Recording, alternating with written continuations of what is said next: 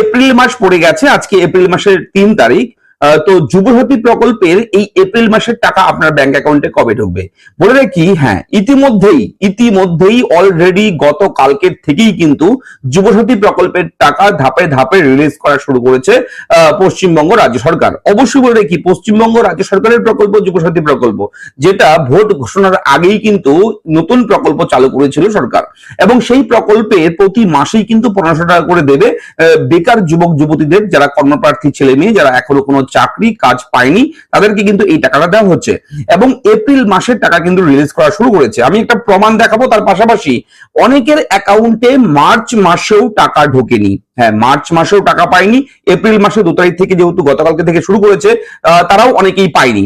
তো বলে রাখি, যারা এখনো এপ্রিল মাসের টাকা পায়নি কিংবা মার্চ মাসের টাকা পায়নি, তাদেরকে কিন্তু নোটিফিকেশন দেওয়া হচ্ছে একটা একেবারে বড় একটা আপডেট আপনাদের সকলের জন্য। অনেকেই কিন্তু এই নোটিফিকেশনটা পাচ্ছে যে পেমেন্ট দেওয়া হচ্ছে সরকারের পক্ষ থেকে, কিন্তু পেমেন্ট ব্যাংকে রিসিভ হচ্ছে না, ব্যাংকে ক্রেডিট হচ্ছে না। এটা নিয়ে নোটিফিকেশন দেওয়া হচ্ছে কিভাবে? SMS এর মাধ্যমে। আপনি যে মোবাইল নাম্বারটি যুবসাথী প্রকল্পে আবেদন করবার সময় অফলাইন কিংবা অফলাইন যেভাবেই আবেদন করুন না কেন, যে ফোন নাম্বার দিয়েছিলেন সেই ফোন নাম্বারে কিন্তু একটা SMS দেওয়া হচ্ছে, যেখানে উল্লেখ রয়েছে, আমি স্ক্রিনেও দেখিয়ে দিচ্ছি, দেখতে পাচ্ছেন 1500, দেখতে পাচ্ছেন 1500 টাকা paid to your bank account, এভাবে লেখা রয়েছে হ্যাজ ফেইল্ড, অর্থাৎ এটা অসফল হয়েছে, ফেইল্ড হয়েছে। ঠিক আছে, please contact the concerned office oblique bank branch with updated bank details, WBIFMS। হ্যাঁ, ওয়েস্ট বেঙ্গল ফাইন্যান্স ডিপার্টমেন্টের পক্ষ থেকে একটা SMS দেওয়া হচ্ছে যে আপনার ব্যাংক অ্যাকাউন্টে যুবসাথী প্রকল্পের টাকাটা তারা দিতে পারছে না। তার জন্য কেন দিতে পারছে না, তার জন্য কিন্তু আপনাকে বলা হচ্ছে যে আপনি দ্রুত আপনার ব্যাংক ব্রাঞ্চে গিয়ে যোগাযোগ করুন, এই বিষয়ে আলোচনা করুন। তো বলে দেবো এই ভিডিওতে যে কেন এরকম হচ্ছে। অনেকের পেমেন্ট ট্রানজাকশন কিন্তু ফেলড হয়ে গেছে। যে ফাইন্যান্স ডিপার্টমেন্ট রয়েছে, যেখান থেকে ট্রেজারি, যেখান থেকে পেমেন্ট দেওয়া হয়, সরকারি টাকা, ভাতার টাকা দেওয়া হয়, সেখান থেকে টাকা আপনার ব্যাংক অ্যাকাউন্টে ঢুকছে না, এবং সেই নোটিফিকেশন কিন্তু SMS এর মাধ্যমে দেওয়া হচ্ছে এবার থেকে। আপনারা যদি যুবসাথী প্রকল্পের টাকা পেয়ে না থাকেন, তাহলে মেসেজের ইনবক্স গুলো একটু চেক করে দেখবেন। এবং বলে রাখি, বর্তমানে এখন যেহেতু আপনার যুবসাথী প্রকল্পের টাকা ঢোকেনি, এখনো পর্যন্ত পাননি, যদি না পেয়ে থাকেন তাদের জন্য বলছি, তো আপনারা হুটহাট করে মেসেজের ইনবক্স মেসেজগুলো সিন না করে কেউ ডিলিট করবেন না। হতে পারে কোনো ইম্পর্টেন্ট কোনো আপডেট সেটা মিস হয়ে যেতে পারে, তাই অবশ্যই বি কেয়ারফুল, ভালো মতন দেখবেন, পড়বেন যে কি SMS এলো আপনার ফোনে, তারপর আপনি বিচার বিবেচনা করে ডিলিট করে দিতে পারেন। এবার এটা ব্যক্তিগত বিষয়, আপনার দেখে নেবেন, না দেখে কেউ ডিলিট করবেন না। আরেকটা বিষয় বলে রাখি, একটা প্রমাণ দেখাচ্ছি, অন স্ক্রিনে রয়েছে এই মুহূর্তে, your account number has for assistant বাংলার যুবসাথী ক্রেডিট, যে টাকা এই 2 তারিখ, দেখুন ডেট লেখা রয়েছে, তারিখ লেখা রয়েছে 02/04/26, অর্থাৎ গত 2 তারিখে। ঠিক আছে, এপ্রিল মাসের 2 তারিখে পেমেন্ট দেওয়া হয়েছে যুবসাথী প্রকল্পের।